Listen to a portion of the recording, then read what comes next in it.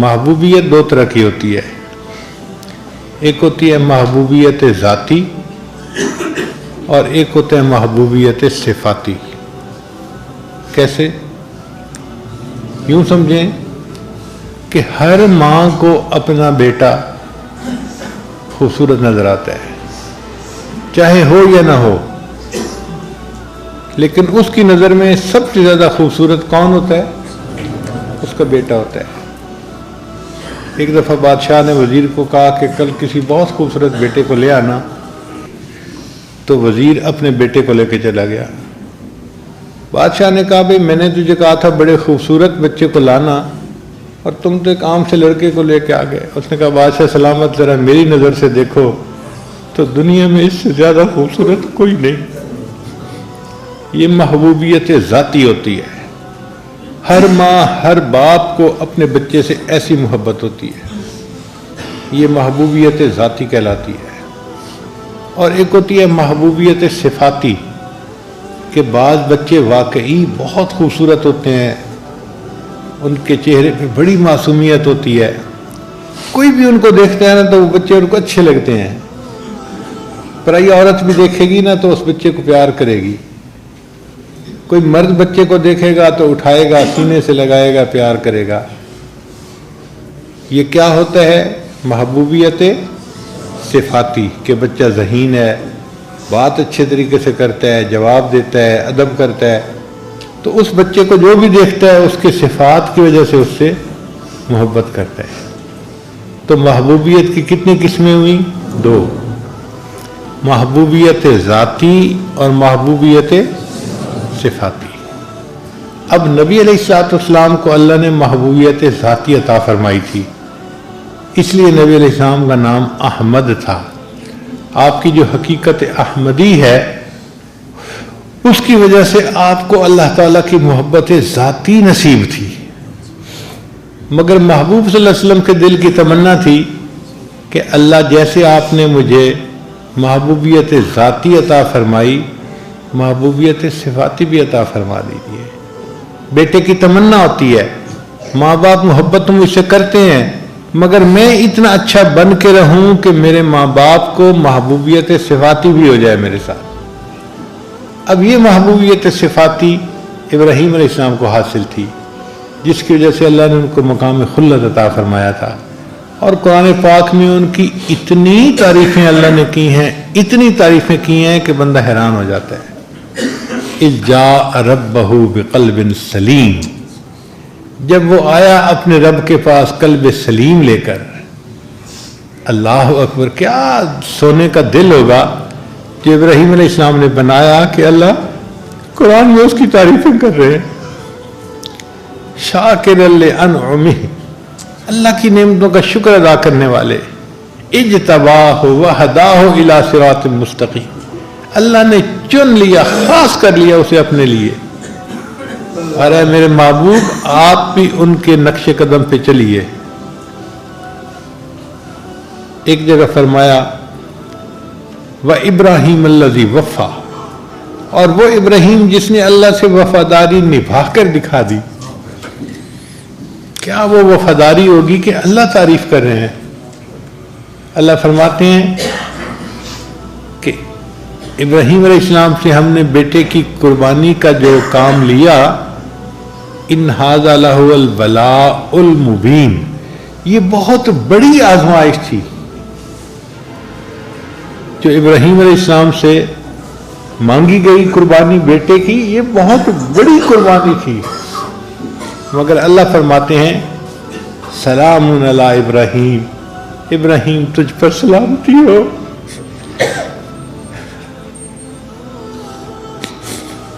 ابراہیم تو جیتا رہے، ہماری زبان میں اس کا ترجمہ یہ بنے گا، اب جیسے کسی بچے سے خوش ہوتے ہیں نا تو عورت دعا دیتی ہے، اے بیٹے تو جیتا رہے، سلام علی ابراہیم، بالکل یہی مانے، ابراہیم تو جیتا رہے، تو نے کتنی بڑی قربانی دی۔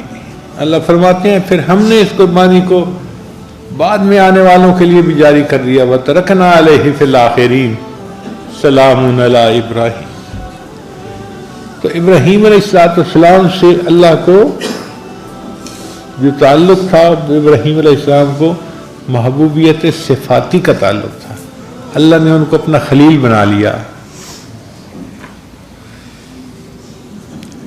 تو نبی علیہ السلام کے دل کی تمنا تھی کہ یا اللہ محبوبیت ذاتی تو آپ نے مجھے اپنی رحمت سے عطا فرما دی، اب میں دنیا میں ایسا بن کے رہنا چاہتا ہوں کہ مجھے محبوبیت صفاتی بھی نصیب ہو جائے، تاکہ چیز اپنے کمال کے درجے تک پہنچ جائے، اجماع ہو جائے محبوبیت صفاتی اور محبوبیت ذاتی کا۔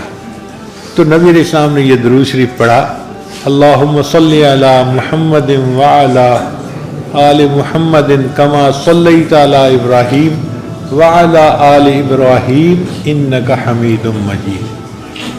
پھر پڑھا اللہم بارک علی محمد وعلی آل محمد کما بارکت علی ابراہیم وعلی آل ابراہیم انک حمید مجید۔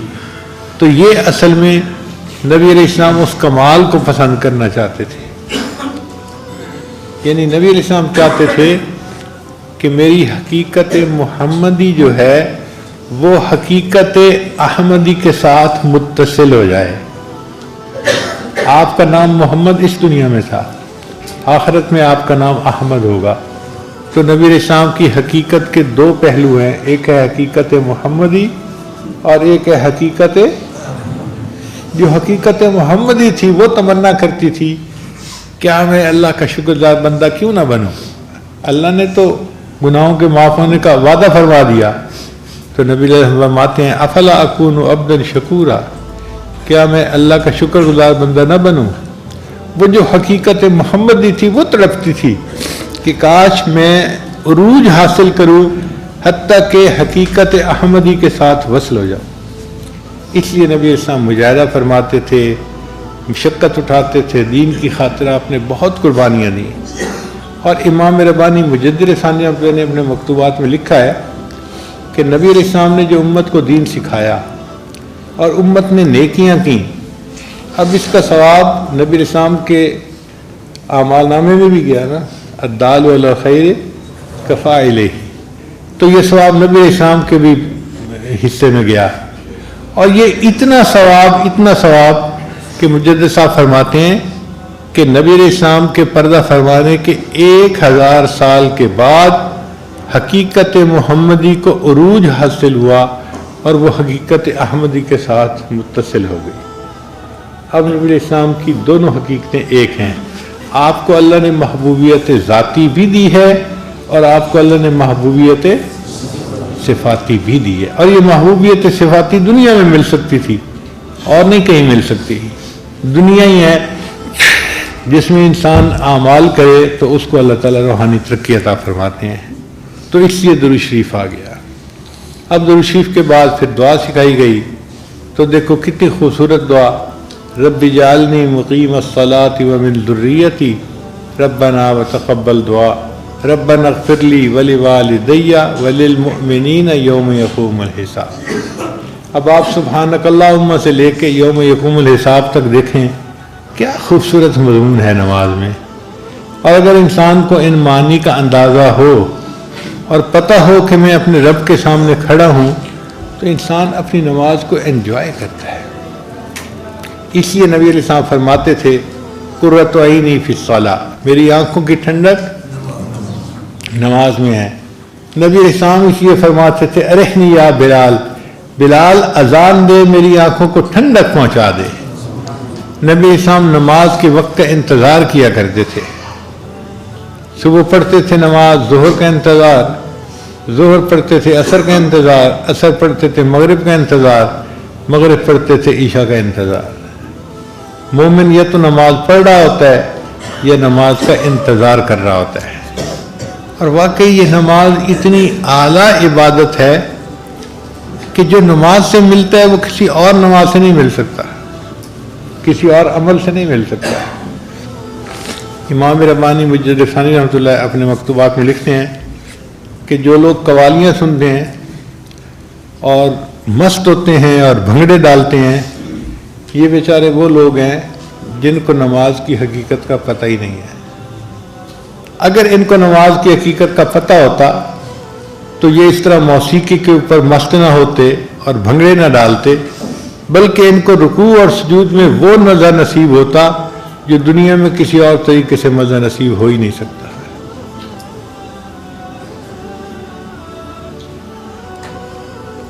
اس لیے ہمارے مشائخ جو بیعت ہوتے تھے نا، تو ان کا مقصد یہی ہوتا تھا کہ اپنے شیخ سے نماز کے اسرار و رموز سیکھیں اور اپنے اکابر جیسی نماز پڑھنا ہمیں بھی حاصل ہو جائے۔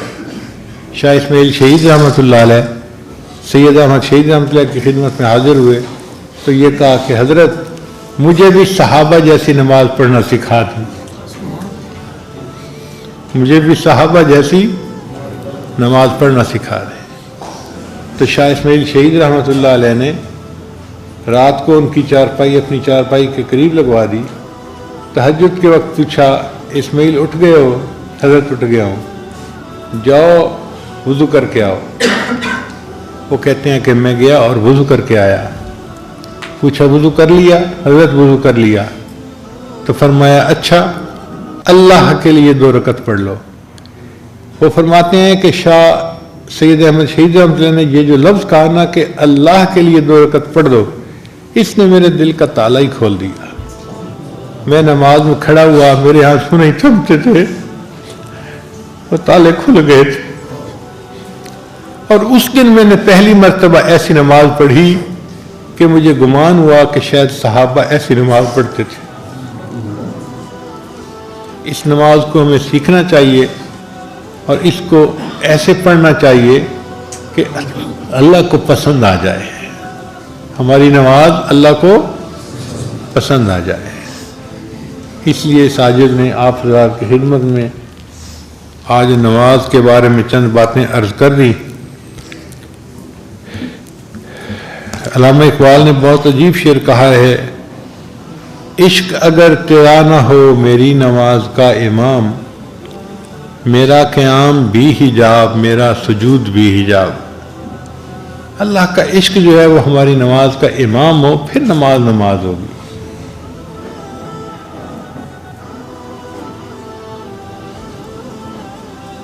اب اس سجدے کی ابتدا فرشتوں سے ہوئی تھی کہ اللہ نے حکم دیا تھا اسجدوا لآدم، تو انہوں نے آدم علیہ السلام کے سامنے سجدہ کیا تھا اللہ کے حکم سے، اور اس کا اختتام انسان کے اوپر ہوگا۔ قیامت کا دن ہوگا، اللہ تعالیٰ اپنی ساکھ کی تجلی عطا فرمائیں گے، اور اس ساکھ کی تجلی کو دیکھ کر سارے مومنین سجدے میں جا فرمائیں گے، سوائے ان کے جو گنہگار ہوں گے یا غافل ہوں گے۔ مگر فرق یہ ہے کہ وہ جو قیامت کے دن کا سجدہ ہوگا نا، وہ شہود کا سجدہ ہوگا۔ آج تو ہم غیب کے سجدے کرتے ہیں نا، کہ سجدہ تو کر رہے ہوتے ہیں، محبوب سامنے نہیں ہوتا، آنکھوں سے نظر نہیں آ رہا ہوتا، اور انسان کی فطرت ایسی ہے، اس کا دل چاہتا ہے کہ کچھ نظر آتا۔ کبھی اے حقیقت منتظر نظر آ لباس مجاز میں، کہ ہزاروں سجدے تڑپ رہے ہیں میری جبین نیاز میں۔ اللہ کبھی آپ مجھے ظاہر میں نظر آئیں تو دیکھیں ہزاروں سجدے میری جبین میں تڑپ رہے ہیں آپ کے سامنے، میں ان کو ادا کروں۔